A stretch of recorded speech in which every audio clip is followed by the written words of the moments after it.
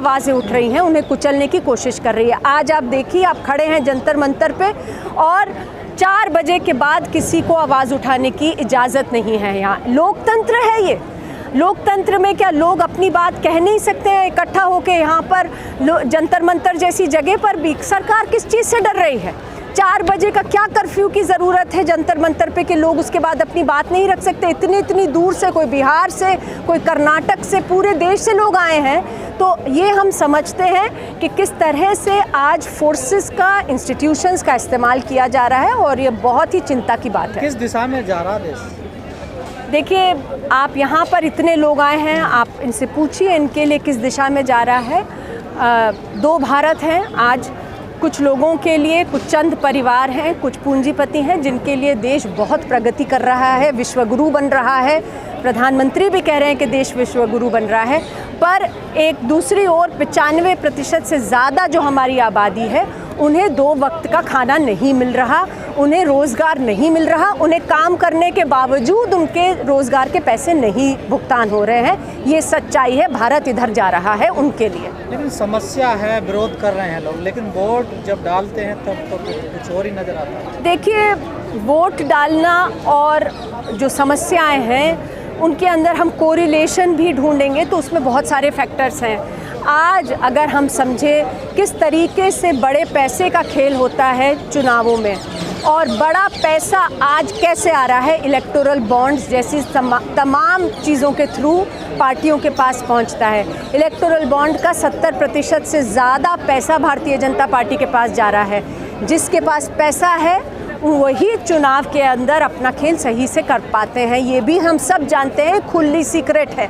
और जहाँ से पैसा वो लेते हैं उन्हीं के लिए वो काम करते हैं। तो इलेक्टोरल बॉन्ड्स की आप देख लीजिए, 1 करोड़ से ज़्यादा की डोमिनेशन के इलेक्टोरल बॉन्ड बिक रहे हैं। वो कौन देते हैं? आप हमारी जनता में से तो कोई आम नागरिक नहीं दे रहे हैं, वो कुछ पूंजीपति हैं जो पहुंचा रहे हैं। उन्हीं के लिए इस देश में नीति बन रही है, उन्हीं के लिए काम हो रहा है।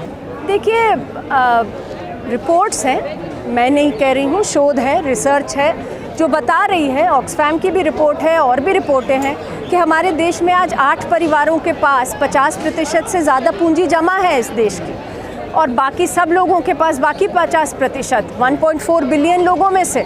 तो कैसे नाम नहीं होगा जब 8 परिवार हैं जिनके पास सारी देश की पूंजी इकट्ठी हो रही है, उनकी प्रगति हो रही है, वो बिल गेट्स से भी अमीर होते जा रहे हैं कोविड के थ्रू, और बाकी लोग भूखा सोने पे मजबूर हो रहे हैं। तो नाम तो लोग लेंगे ही, कैसे नहीं लेंगे? सरकार की तक आवाज़ पहुंचाने के लिए लोग आए हैं। संसद का सेशन चल रहा है, पार्लियामेंट का सेशन चल रहा है, और इतनी बारिश में, इतनी धूप में लोग दिल्ली पहुंचे हैं, अलग अलग राज्यों से देश के संदेश लेकर यही पहुंचे हैं कि सरकार को जगाने के लिए किस तरीके की तकलीफ़ें लोग सह रहे हैं। कोविड के बाद जो इकोनॉमिक रिसेशन है वो गहराया है, और भी लोगों के पास अर्थव्यवस्था की इतना बुरा हाल है, लोगों के पास व्यवसाय के साधन नहीं है, रोज़गार का बुरा हाल है, और खाने के लिए भी लोगों के लिए जो मौलिक अधिकार हैं उनके, वो भी उन्हें नहीं प्राप्त हो पा रहे हैं। देखिए, सरकार अमृत महोत्सव बना रही है, लोग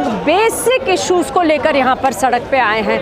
लोग कह रहे हैं कि हमारे खाते बंद हो रहे हैं क्योंकि 1 पैसा हमारे जनधन खातों में नहीं आ रहा। संसद में ये खबर आई है कल। अभी हाल ये है कि लोग कमाएंगे नहीं, रोज़गार नहीं होगा तो खाएंगे कहाँ से, अपने परिवार को कहाँ से खिलाएंगे?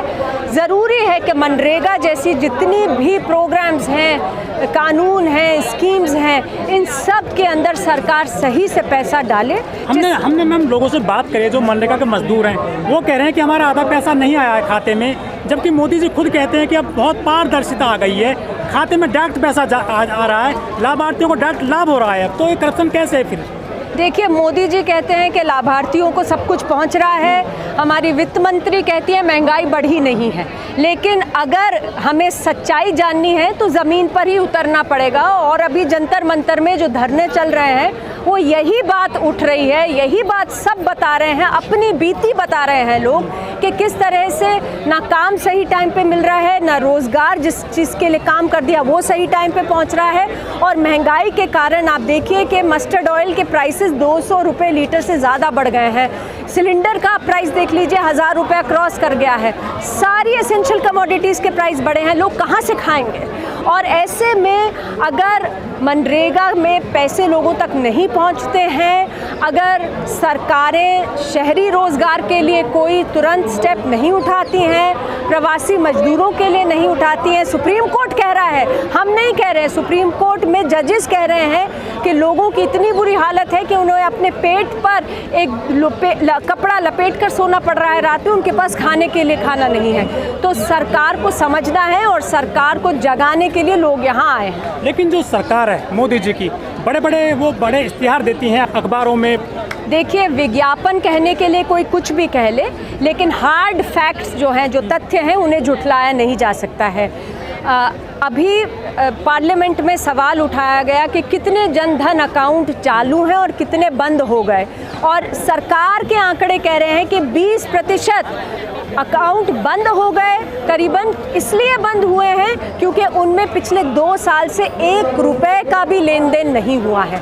आप इसका मतलब समझते हैं? मतलब लाभार्थी की स्कीम्स और जो भी हम बातें कर रहे हैं कि हम पैसे पहुंचा रहे हैं, डायरेक्ट पहुंचा रहे हैं, जनधन के अकाउंट खोल रहे हैं, लोगों के पास 1 पैसा नहीं पहुंचा। करोड़ों लोगों के अकाउंट्स में वो अकाउंट्स बंद हुए हैं। 4 करोड़ जो उज्ज्वला गैस योजना के सिलेंडर हैं, उनमें गैस नहीं भरी गई है, ये बाकायदा आंकड़ा आ गया है संसद में। बिल्कुल, आंकड़े सब बात बता रहे हैं। प्रधानमंत्री जो भी प्रचार करें, वित्त मंत्री कुछ भी कहें, वित्त मंत्री कहें महंगाई नहीं बढ़ी है इस देश में। जो इंसान जाके सिलेंडर के लिए 1000 रुपये से ज़्यादा दे रहा है आज की तारीख में, जो महिला जाकर मस्टर्ड ऑयल, जो सरसों के तेल को 200 रुपये लीटर से ज़्यादा खरीद रही हैं, उनके लिए सामने झूठ बोलने से 100 बार भी एक बात सच, गलत बात सच नहीं हो जाती। ये आप खुद देख लीजिए, किसी दुकान, किराने की दुकान पे चले जाइए, सच का सच और झूठ का झूठ सामने आ जाएगा। कैसे महंगाई नहीं बढ़ी है? आप सिलेंडर के दाम हर महीने बढ़ रहे हैं, महीने दर महीने पिछले 1-1.5 साल से बढ़े ही चले जा रहे हैं। 1000 से ज़्यादा का सिलेंडर है। अब प्रधानमंत्री गरीब कल्याण अन्न योजना के तहत कहा जाता है कि राशन 5 किलो एक्स्ट्रा लोगों को मिल रहा है। आज लोग सवाल पूछ रहे हैं कि अब खाना किस चीज़ पे बनाएंगे? भोजन के अधिकार का मतलब तो ये भी है ना कि लोग अपना खाना पका सके, इतनी क्षमता तो हो, इतनी महंगाई तो ना बढ़ जाए कि वो अपने बच्चों को पका हुआ खाना भी ना दे सके। लेकिन महंगाई से ज़्यादा ईडी पे सवाल खड़े हो गए। देखिए, महंगाई का सवाल जो है वो लोगों के लिए बुनियादी सवाल है। ईडी जैसी संस्थाओं का इस्तेमाल करके, उनका जो वेपनाइजेशन करके, सरकार जो लोग सवाल उठा रहे हैं, जो सिविल सोसाइटी में लोग सवाल उठा रहे हैं, कोई कहीं पर अगर पार्लियामेंट में सवाल उठा रहे हैं, उन पर भी टारगेट कर रही है सरकार।